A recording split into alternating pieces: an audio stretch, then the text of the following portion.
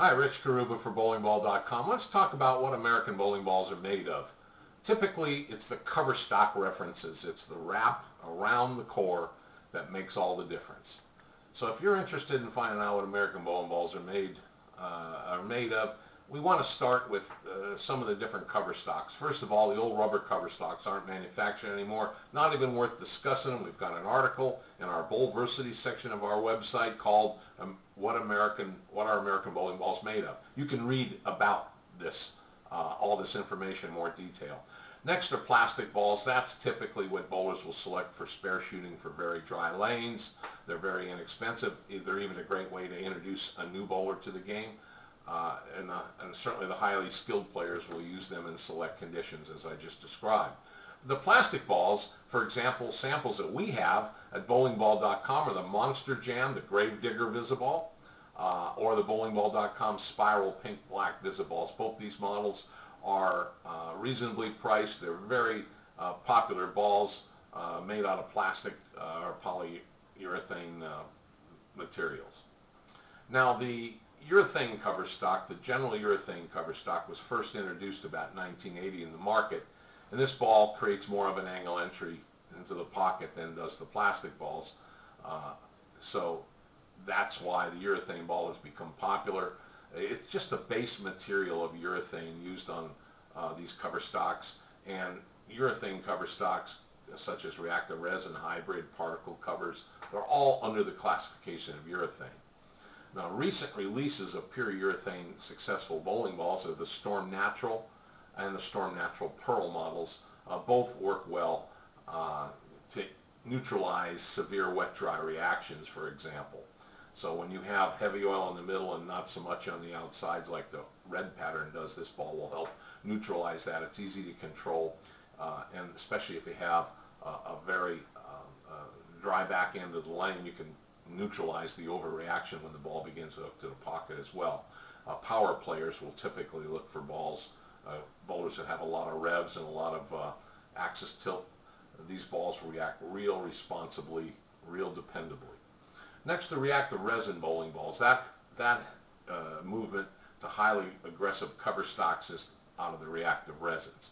Reactive resins are composed of similar material used in regular urethane formations, but they're blended with different additives, and the net effect is the reactive cover stocks produce a tacky feeling, which particularly on the pearl cover stocks, which translate into additional traction on the back end, usually a strong back end reaction to the pocket. Now, subcategories of reactive cover stocks are the solid, the pearl, and the hybrid, all of which are reactive bowling balls. And recent releases of resin cover stocks, which are the Storm Marvel, Roto Grip Infinite Theory, two very successful balls. The Motive Primal TV4 is a great example of that hybrid cover stock, and all of which are aggressive and usually are selected for use in heavy or medium oil. Okay, and I want to check myself. That Motive Primal TV4 is basically a heavy duty a ball for heavy oil conditions, whereas the hybrid that I tried to refer to it as is used more to neutralize.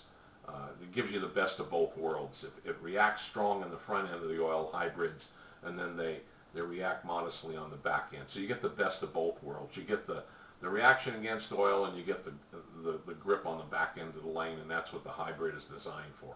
Okay? Now, the solid reactive cover stocks have the greatest amount of microscopic pores in the surface of the ball compared to all the other cover stocks. So the solid cover stocks can help you.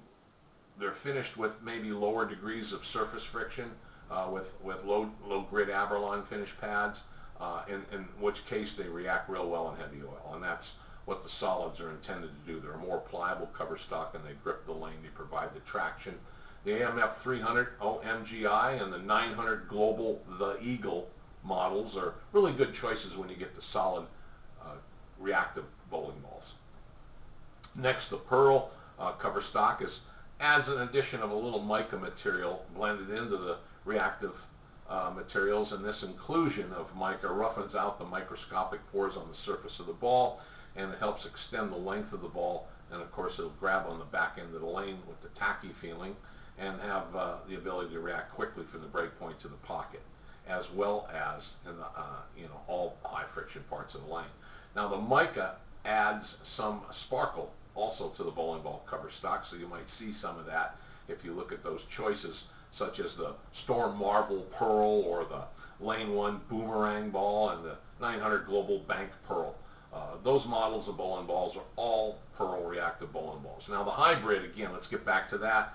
It's a combination of the solid and pearl, and the purpose, once again, is to take advantage of the benefits of both cover stocks. They offer the mid-lane reaction of a solid cover stock where they don't overskid on you, and at the back end they give you the traction the pearl cover stock does. So they're best of both worlds. Examples of the Rotogrip Infinite Theory and the 900 Global Bank Roll, both of which offer the versatility of friction matchups that you come to expect from a hybrid cover stock. Now the particle cover stocks are another successful classification of urethanes American bowling balls are made out of, and typically we add addition of microscopic pieces of material into the cover stock blend, which reaches through the oily lane conditioner and makes responsive contact with the lane surface. That's going to fight oil. It's going to give you traction in oil. Unless there's a fairly heavy volume of oil on the front end of the lane, particle cover stocks might create too much surface friction, cause the ball to use too much energy and not respond as quickly or as cleanly on the in the mid lane and in the back end as will just a general solid reactive resin ball. So you need a lot of oil for these particle cover stocks.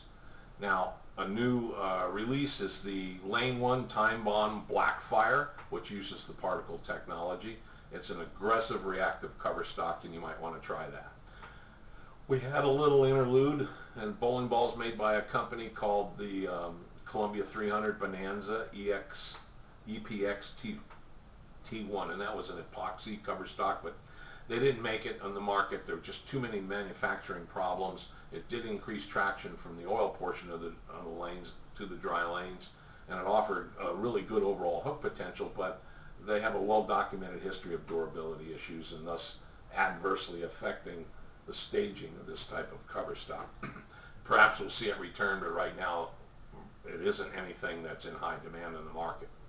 So with these classifications of bowling balls, all made in America, you've got some great selections, great choices. They're all available here at bowlingball.com.